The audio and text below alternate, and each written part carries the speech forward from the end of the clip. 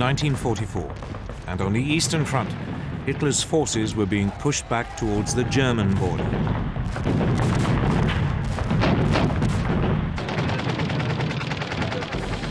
But Germany was about to face a new threat.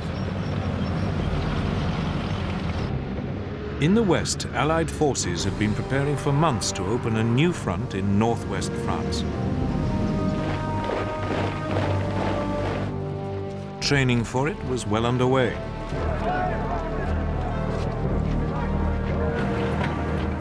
But it was an attack Hitler had long been expecting. His problem was knowing when, and above all where, it would come. The stage was set for one of the greatest battles of World War II, D-Day, the Allied landings along the Normandy coast of France.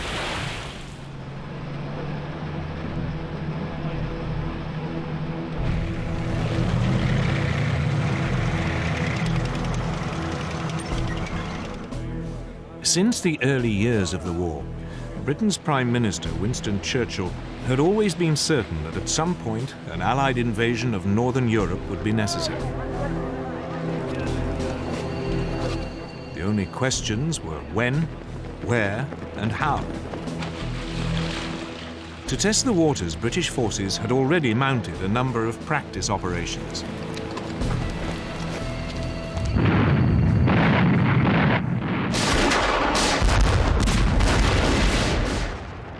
In December 1941, British commandos raided the Vargso Islands off the coast of Nazi-occupied Norway.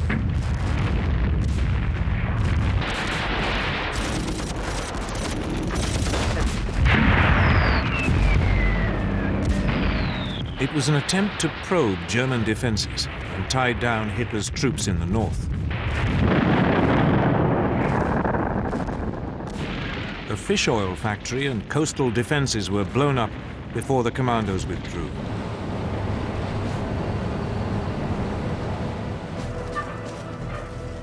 Eight months later, Canadian and British troops were sent in to mount a more ambitious raid on the French port of Dieppe. It too was designed to test the defenses and also to provide combat experience for the Canadians. But this time, it was a catastrophe.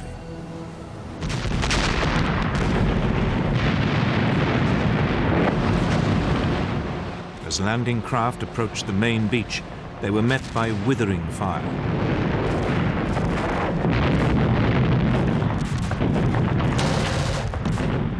Those troops that made it ashore were immediately pinned down. Behind them, the supporting tanks became bogged down in the shingle.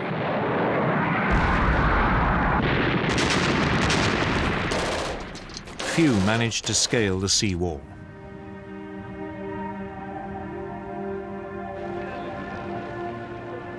Over 3,000 Allied soldiers were killed or taken prisoner.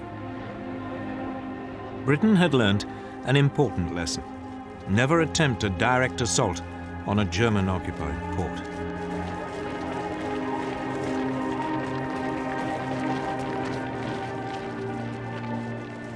Equally importantly, the Dieppe disaster reinforced the British view that an invasion of Europe could not be rushed. Churchill understood it would require careful planning. Eventually, in April 1943, at an Allied conference in Washington, Churchill and the US President Franklin Roosevelt agreed upon a date.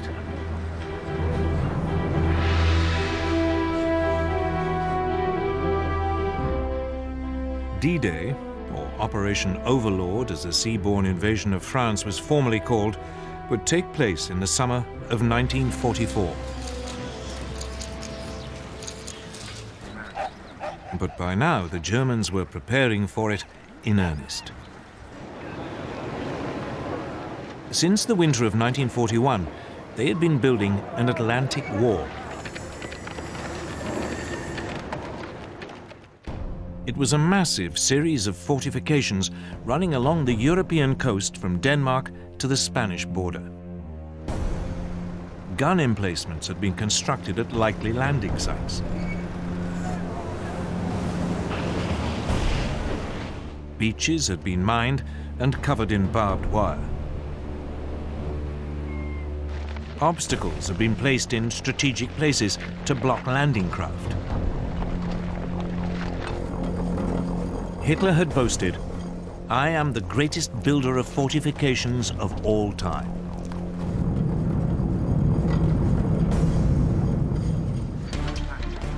In the summer of 1942, in the wake of the Dieppe attack, work on the Atlantic Wall had been stepped up.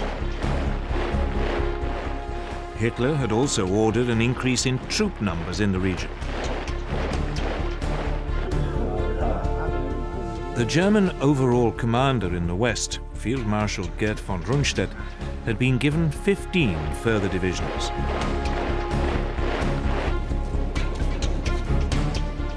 But the Western European coast stretched for some 2,000 miles. He didn't have the numbers to man the entire length.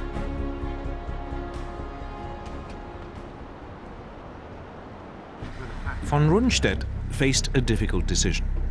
Where should he position his overstretched forces to maximize their effect? The question led to bitter arguments inside the German leadership. Von Rundstedt proposed holding a large force of panzers in reserve northwest of Paris. He could then send it in against an invasion once he knew where it was happening.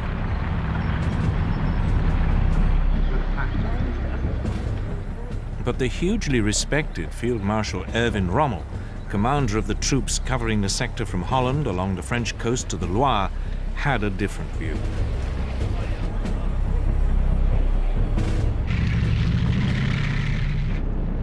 Rommel's concern was Allied air power. He'd seen it firsthand when he'd fought the British in North Africa, and it had left a profound impression. He feared that any counterattack would be broken up by Allied aircraft long before it could go into action.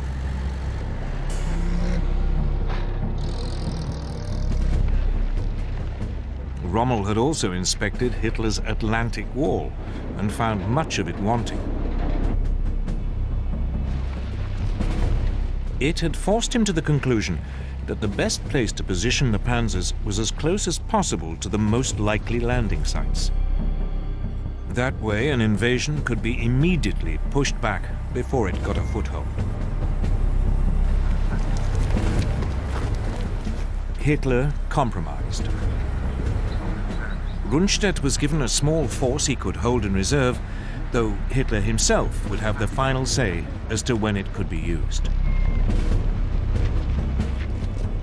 The rest of the additional troops were scattered along the entire Atlantic seaboard, in accordance with Rommel's wishes.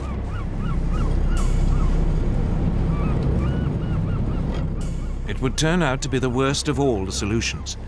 There were neither enough reserves nor enough tanks near the coast. But in the autumn of 1943, none of this was clear.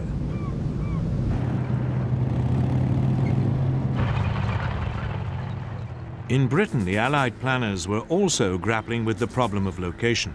Where was the best place to land? Their chief planner, General Frederick Morgan, quickly realized there were two principal options: the Pas-de-Calais and Normandy. The Pas-de-Calais was clearly the favorite. It offered the shortest sea crossing, and it offered the shortest and most direct way to Germany. But it was also the most obvious route, and Morgan was sure the Germans were expecting it. So he decided to wrong-foot them. Morgan would land in Normandy. It was the beginning of a huge gamble on which the fate of hundreds of thousands of soldiers would depend.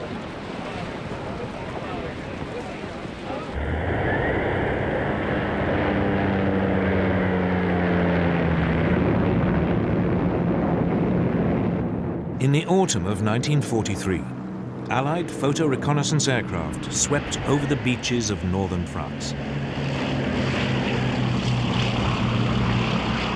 It was part of a huge planning operation for the seaborne invasion of Europe. The fortifications of the Atlantic Wall were monitored by the French resistance.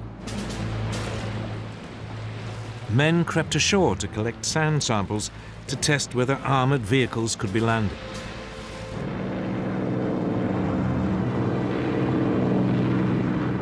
Northern France became the most reconnoitered coastline in the history of warfare.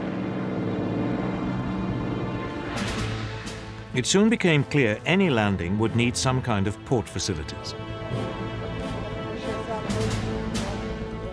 But the disaster at Dieppe had shown that it was too dangerous to attempt a direct assault on a German-occupied port.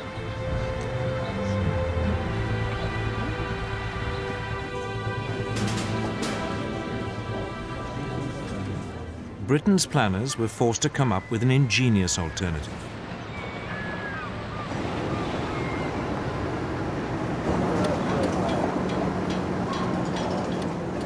Giant, hollow concrete boxes were constructed in Britain that could later be towed to the French coast.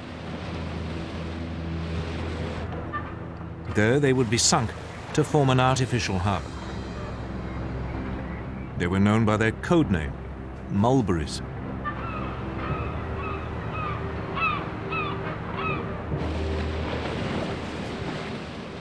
The mulberries would be supplied with fuel by a pipeline unwound from giant reels and dropped on the seabed. It would run for 100 miles.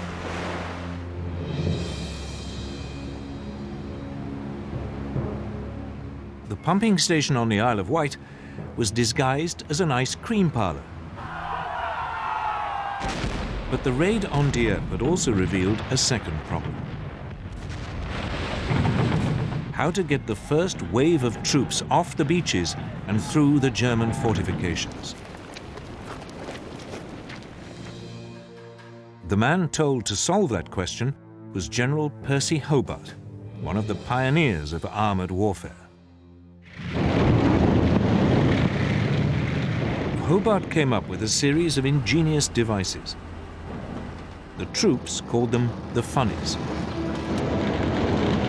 They included such extraordinary machines as flamethrowers and floating tanks. Flail tanks for clearing mines. The bobbin for laying firm paths across sand or shingle. An armoured ramp for climbing sea walls.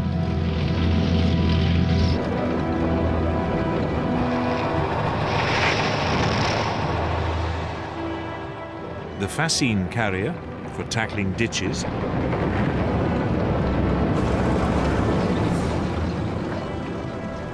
And the bridging tank for wider obstacles.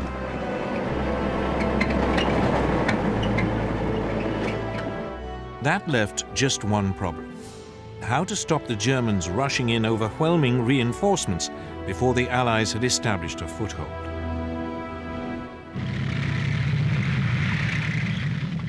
The answer was to keep them guessing until the very last moment as to where the invasion would take place. Operation Bodyguard was a massive and complex deception campaign. German double agents in Britain now began sending back to Germany huge amounts of carefully coordinated false information. This emphasized that the main landings would be in the Pas-de-Calais, although a feint attack might be launched in Normandy.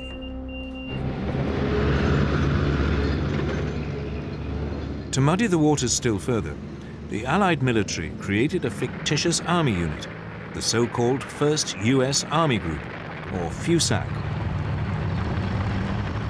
It was stationed, very obviously, in Kent, bang opposite the Pas-de-Calais.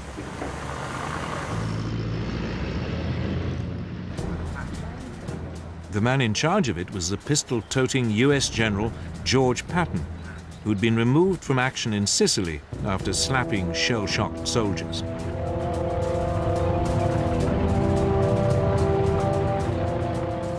Patton was rated by the Germans as the Allies' best attacking general, just the man they expected to command the invasion of Western Europe. Basher 5-2, this is Basher 1-1 on Alpha. Radio transmissions mimicked the wireless traffic of an army. For the benefit of any Luftwaffe reconnaissance aircraft flying over Britain, the fields of Kent were filled with inflatable tanks and carefully faked track marks.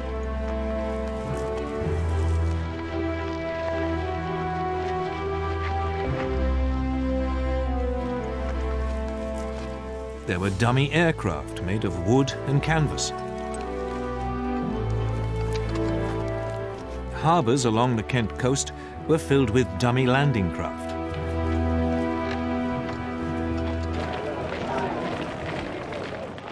There were even troops, though these were in reality backup units. In late 1943, the Allies appointed US General Dwight Eisenhower as Supreme Allied Commander for the invasion of Europe.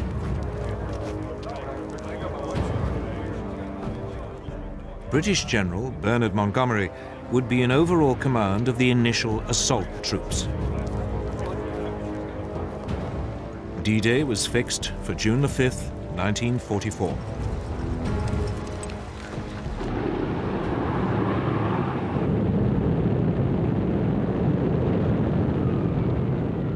Two months before the landing, Eisenhower launched an elaborate air offensive to disrupt German links to the coast.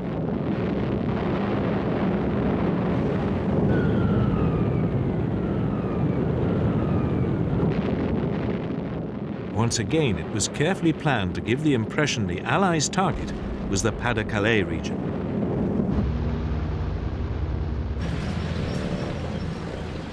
As the date of the invasion approached, Allied troop numbers in England reached over 2 million. They were supported by more than 3,000 tanks and 12,000 aircraft. The Germans were well aware an invasion was imminent. But they had been completely taken in by the Allies' phony preparations in Kent and were convinced the most likely landing spot was the Pas-de-Calais.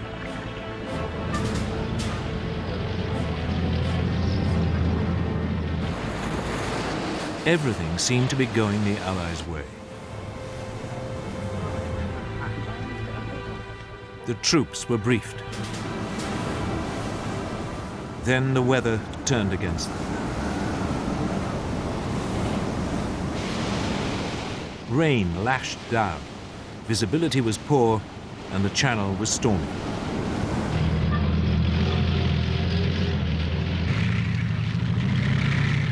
Nevertheless, on June the 4th, 1944, the assault troops boarded their landing ships and the armada of more than 5,000 vessels set sail.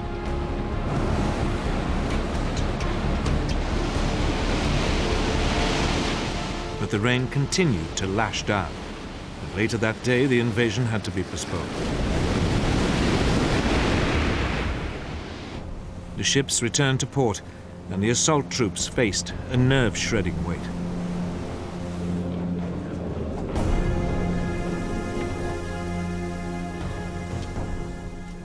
Early the next morning, the military leadership met again.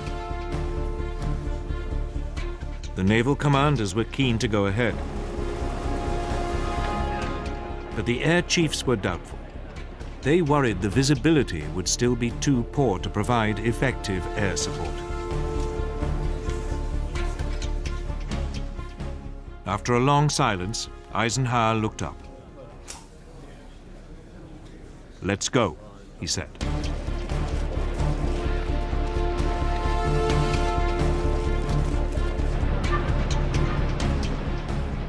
Operation Overlord, the greatest seaborne invasion ever, was underway. D-Day had begun.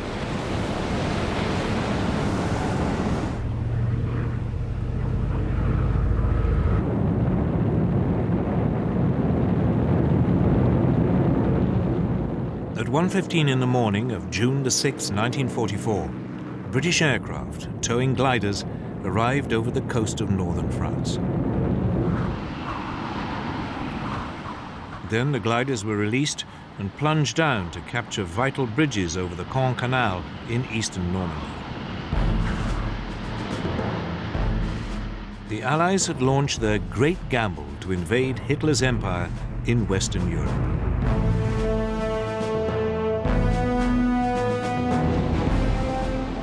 "50 miles to the west, US paratroops came down around the village of Saint-Mère-Église.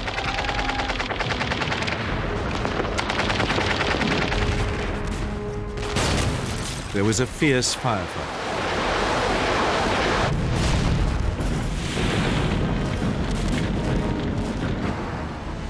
But 3 hours later, the village was in US hands. One of the most crucial battles of World War II was underway. An hour later, horrified German sentries along the Normandy coast saw a vast armada appear out of the mist. They had had no warning.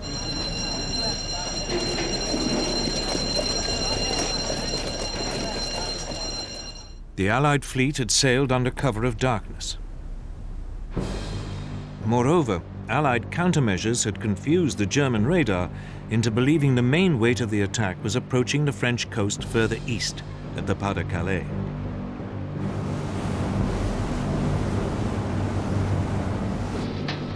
Allied warships off the Normandy coast now began pounding the German defensive positions.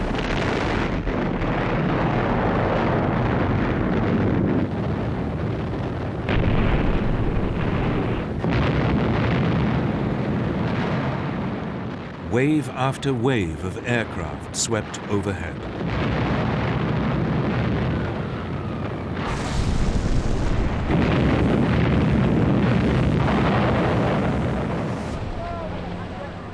Under cover of the bombardment, assault troops headed for the shore.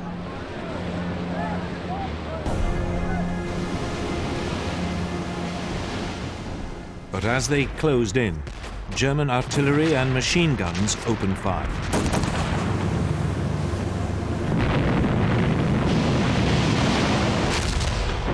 A number of the landing craft were hit.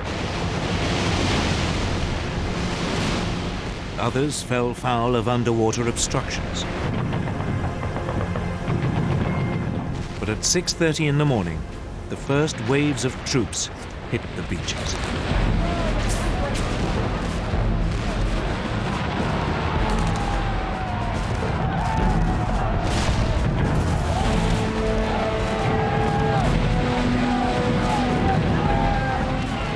At the far western end, the US 4th Infantry Division came ashore near at what they called Utah Beach.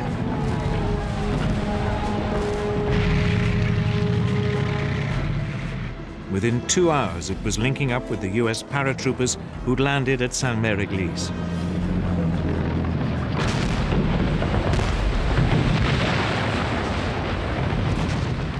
Next door, at Omaha Beach, it was more difficult. The beach was a defender's dream, with high cliffs and few ways inland.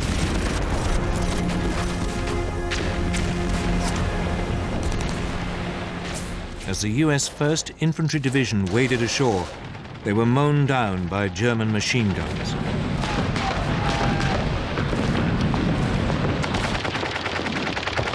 To make matters worse, the Americans' amphibious tanks were swamped.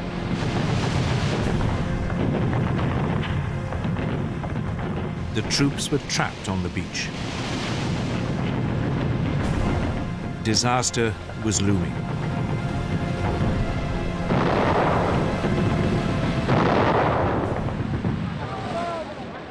But finally, a few of the soldiers managed to scale the cliffs.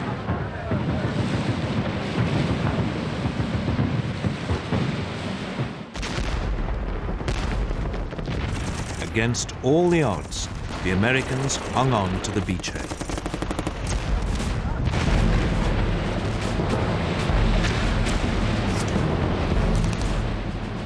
further east, in the center of the landing area, Britain's 50th Infantry Division came ashore at Gold Beach.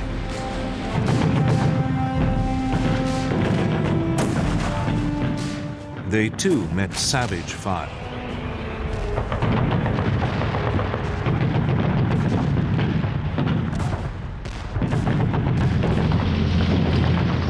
But now, the British deployed their funnies.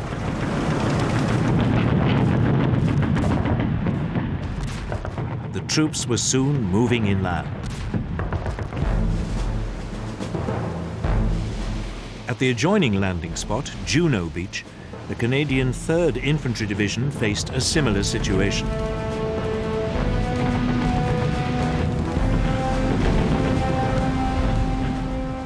Here too, Britain's funnies were vital in helping the troops off the beach.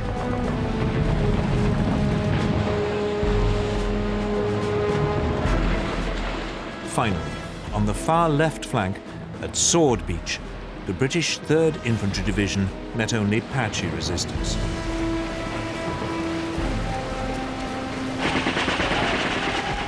Within hours, its commandos had linked up with the glider-borne troops at the Caen Canal.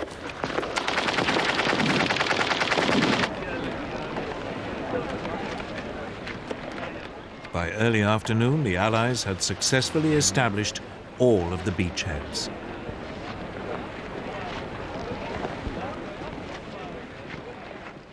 The timing of the invasion had caught the Germans completely by surprise.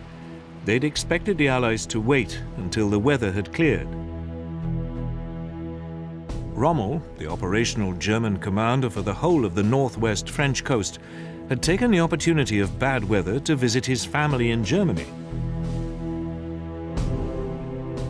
His immediate subordinate in Normandy and Brittany, General Friedrich Dollmann, was over 100 miles away, taking part in a war game exercise. Only the overall German commander for the whole of Western Europe, Field Marshal Gerd von Rundstedt, was at his HQ. But he needed Hitler's permission to move his panzer reserves to the battlefield. However, Hitler was asleep, and his aides wouldn't wake him. It wasn't until midday that the Führer finally learnt about the invasion, but he didn't take it seriously. He was still convinced the main attack would come in the Pas-de-Calais. Normandy, he believed, was just a feint.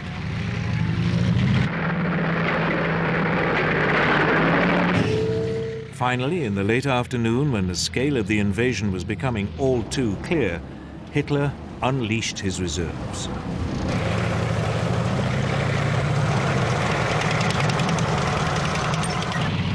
But they were too far away to provide immediate support.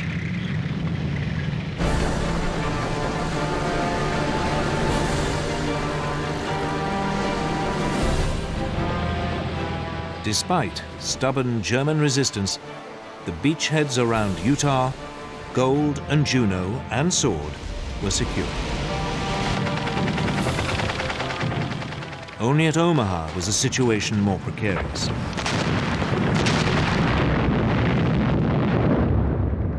Here, German resistance had prevented the US troops moving more than a mile inland.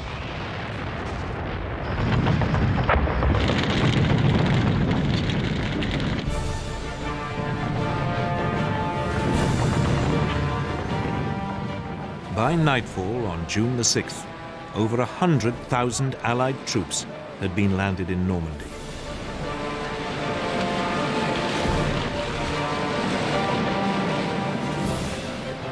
It had been an extraordinary feat of planning, ingenuity, and courage. The first day of the Allies' great gamble had paid off. But it was just the beginning. Now they had to build up, break out, and push on into Europe.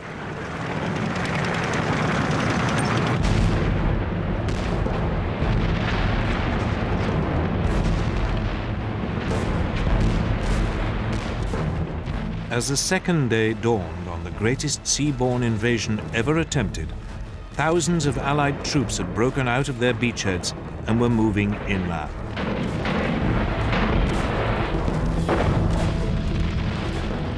But they found the Normandy countryside hard going. The patchwork of woodland and small fields provided ideal terrain for German tanks and machine guns.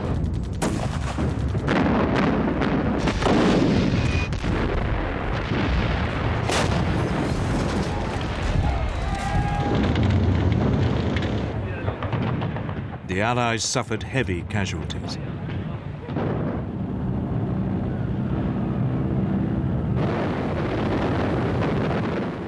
Allied air power provided crucial support. When von Rundstedt's panzer reinforcements arrived, they'd been so depleted by the air attacks that they were unable to mount a major counterattack. The German reinforcements were also hampered by French resistance fighters, operating behind German lines.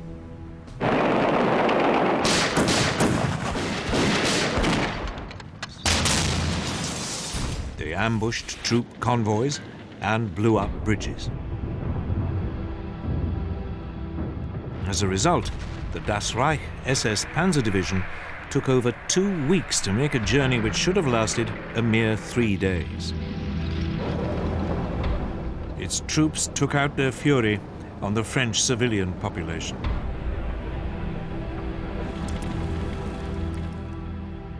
The village of Oradour-sur-Glane and its 642 inhabitants were wiped out.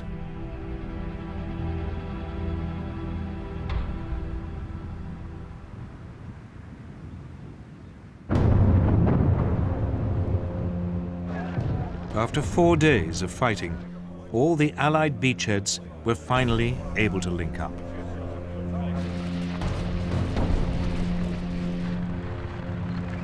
But they'd still only managed to penetrate 10 miles inland.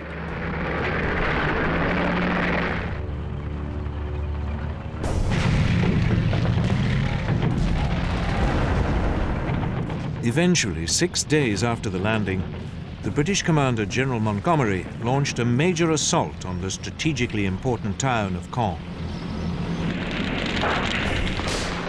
The British 7th Armoured Division, the Desert Rats, advanced.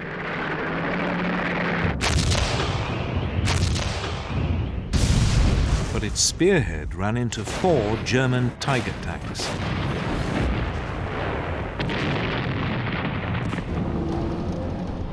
The Allies' Sherman tanks were completely outclassed.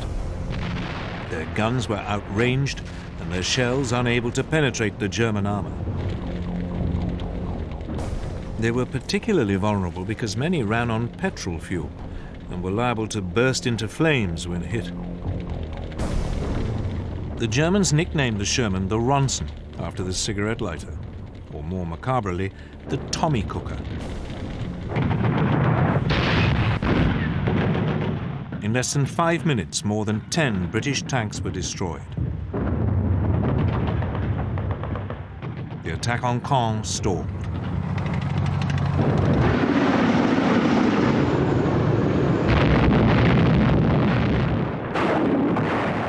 Outmatched by the German tanks, the Allies relied on air power and artillery.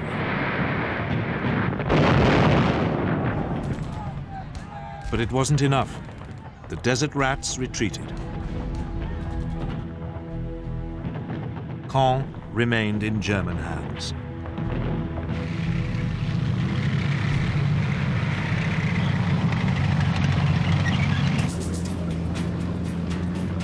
Meanwhile, further west, US forces advanced on the equally important port of Cherbourg.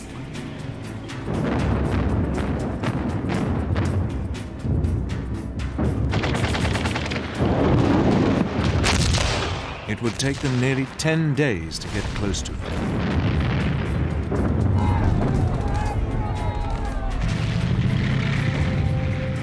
They weren't helped by the weather. During the first week of the invasion, it had been relatively calm, and supplies and reinforcements had poured in through the Mulberry artificial harbours. But now the weather turned. Gales swept the English Channel. The US Mulberry Harbour at Omaha was destroyed. The other Mulberry, in the British sector, was badly damaged and put out of action for several days. The flow of reinforcements slowed. It meant the port of Cherbourg was an even more vital objective. As the US forces now approached it, the German garrison resisted.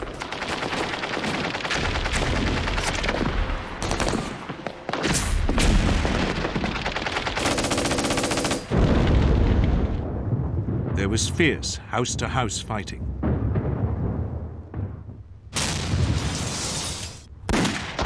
It would take the Allies a week to secure the city.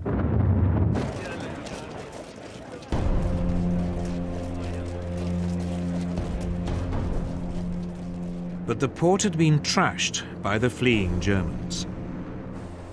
It would take a further month before it could be brought back into service.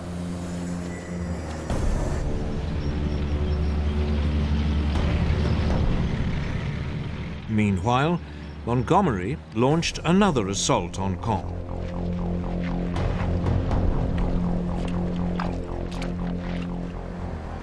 But the storms had turned the fields into a sea of mud. Low cloud meant air support was impossible.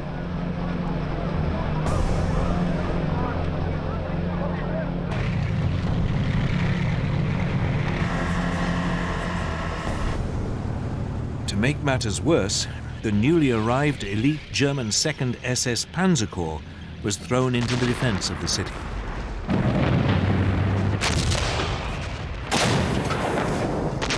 After 4 days, the British were again forced to halt.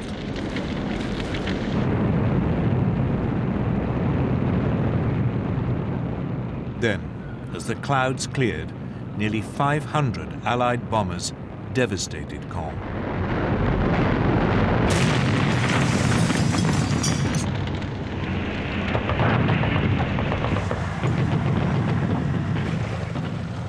British troops fought their way into the north suburbs. But the ruins made ideal defensive positions for the Germans.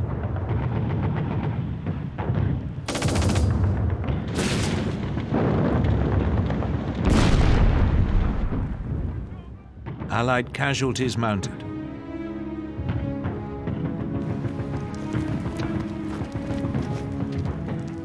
After 48 hours, the attack was, yet again, called off. Three weeks later, Montgomery tried for a fourth time. The plan was to capture the remaining German strongholds and then push on south, deeper into France.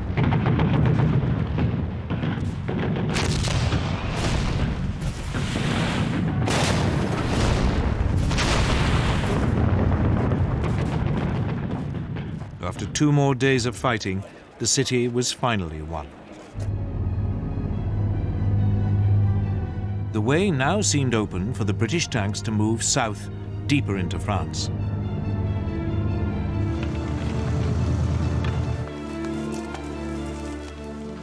But the Germans were waiting with a large force of panzers.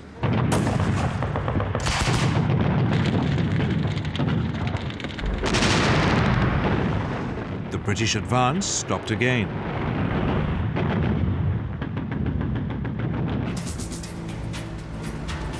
The Americans in the west, however, were having an easier time. The fighting around Caen had sucked in the majority of the German defenders.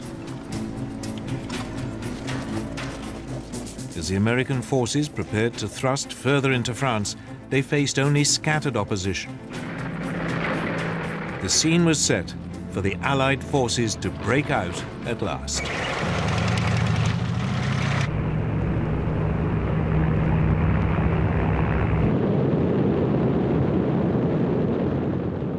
At 9:30 in the morning of July the 25th, 1944, over 1,800 Allied aircraft carpet-bombed a 4-mile stretch of the German front line south of Cherbourg. It was the beginning of Operation Cobra, the US breakout into France.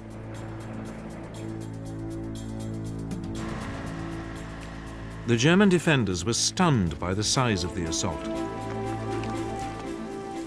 But so too were some of the US soldiers. The plan had been for the bombers to fly in from the east, parallel to the US front line, to minimize the risk of bombing American troops.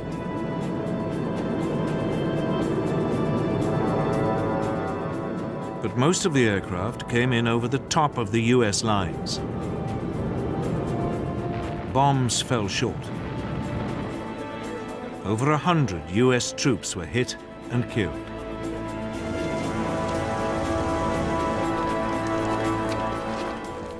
Yet despite the ferocity of the bombardment, when the US forces later picked themselves up and moved forward, they found to their astonishment substantial numbers of German troops had survived. The survivors mounted a stubborn resistance.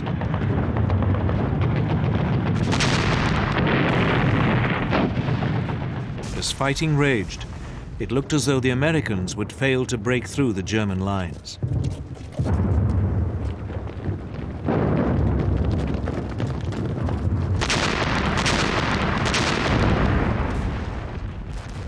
But then, the German defenses crumbled.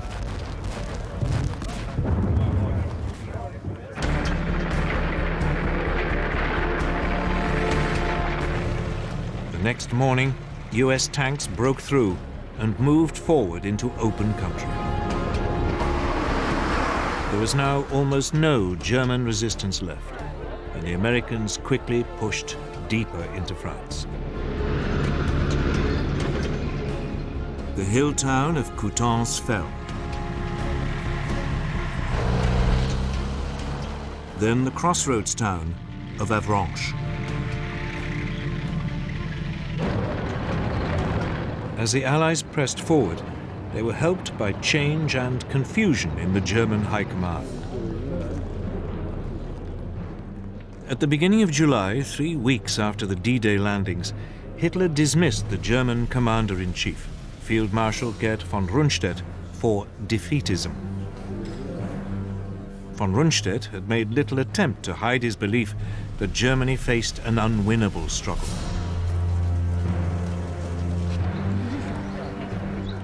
He was replaced by Field Marshal Gunther von Kluge, fresh from the Eastern Front, but with little knowledge of northwestern France.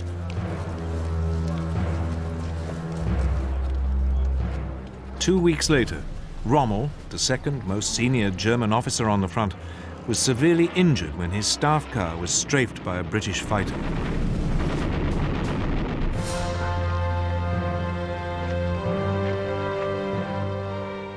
Then, with the Nazi command already in confusion, there was an assassination attempt on Hitler's life. On July the 20th, 1944, a disillusioned aristocratic war hero, Colonel Klaus Schenk Graf von Stauffenberg, planted a bomb in the planning hut at Hitler's headquarters in East Prussia.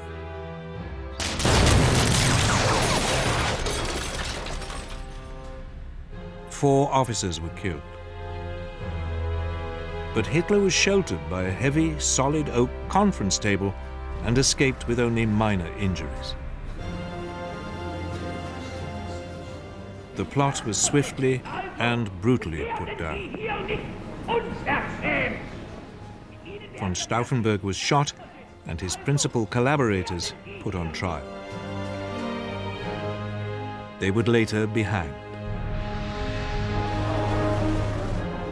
Hitler put a brave face on it and visited some of the wounded in hospital.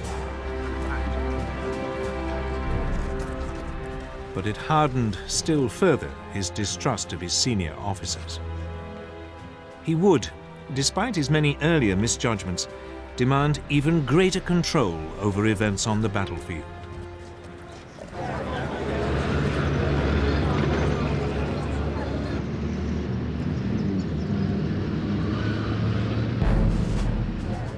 Back in France, General George Patton, back in charge of a real fighting force, ordered his troops to fan out. They took Rennes, Mayenne, and headed for Le Mans. They were now moving round behind the German forces, still battling it out with the British and Canadians near Caen.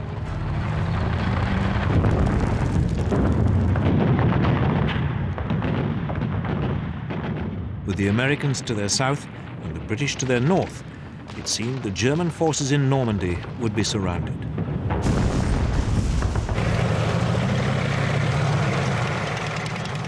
Hitler issued his usual order that there should be no retreat, but as the Allies squeezed in on them, the Germans began to flee.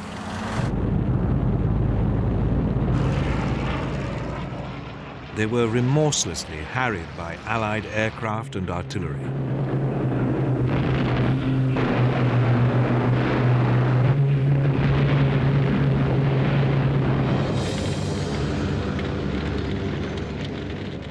The casualties were appalling.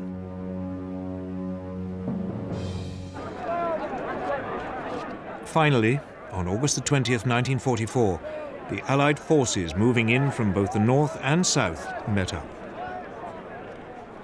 The so-called Falaise Gap, named after the nearby French village, had been closed. Large numbers of Germans were trapped.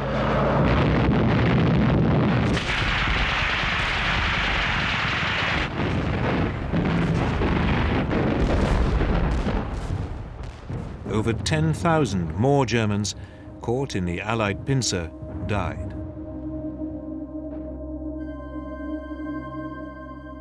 A further 50,000 were taken prisoner.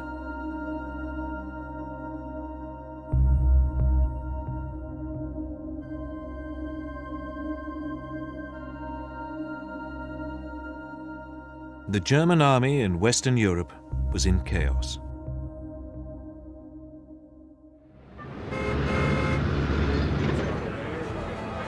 Meanwhile, far to the south, on the French Mediterranean coast near Cannes, there was a second Allied seaborne invasion. US troops came ashore virtually unopposed. They were helped by paratroopers from the Free French Army, men who had escaped from German-occupied French territory in Europe and North Africa. The landing had always been opposed by the British, who regarded it as a diversion. But the United States had long regarded it as an essential part of clearing the Germans out of France.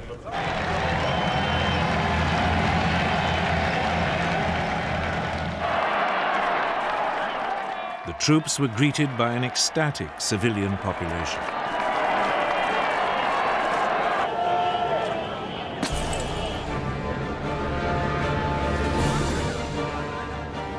It was soon advancing rapidly up the Rhone Valley.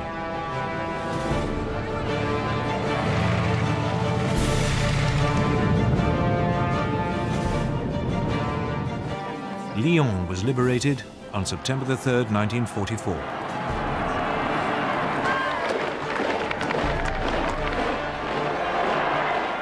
Ten days later, they reached Dijon and made contact with Patton's forces advancing from western France.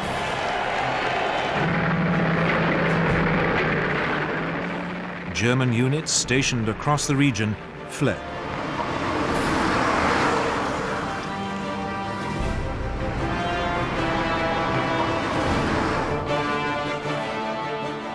In barely 3 weeks of headlong advance, the Allied invasion of Europe had liberated most of France. That left Paris, where French resistance fighters now rose up against the German occupation. There seemed little to prevent the Allied onrush from continuing to the German border.